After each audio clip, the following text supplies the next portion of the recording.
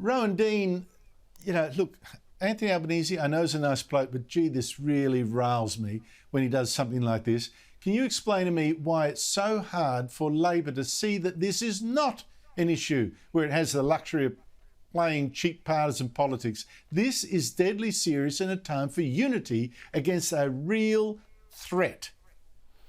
Well, absolutely, Andrew, and thank goodness we have Peter Dutton there in the defence portfolio finally, someone taking the threat of China seriously.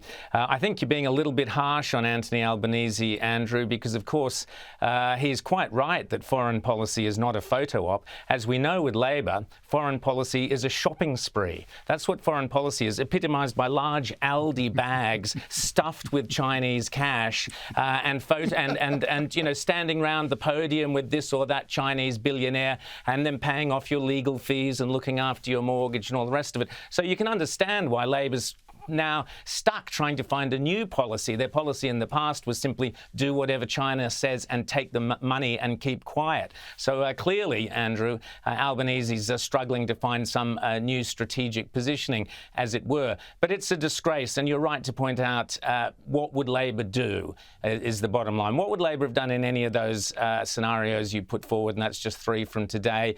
And you're quite right.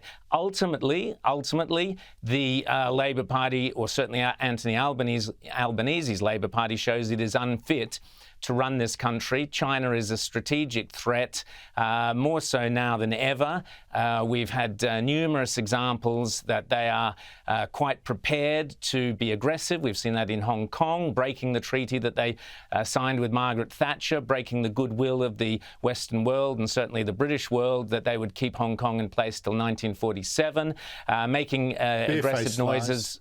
Exactly, and making aggressive noises on Taiwan. So we have reason to be fearful.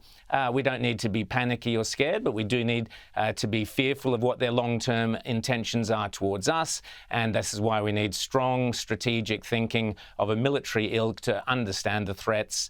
We've had civil servants, public servants saying, the drums of war are beating. I think that's possibly an exaggeration, but we need to be very, very aware that we are very vulnerable. We have virtually no defences in our northern area if China were to become as aggressive as they've threatened to become. So we really should be grateful that we have in Peter Dutton military, nous and preparation to stand up to the bullying of China. Yes, we need less Penny Wong also as Labor spokesman for Foreign Affairs, the alternative foreign minister, and more, on this issue, more Bill Shorten and Kimberley Kitching, I would have thought.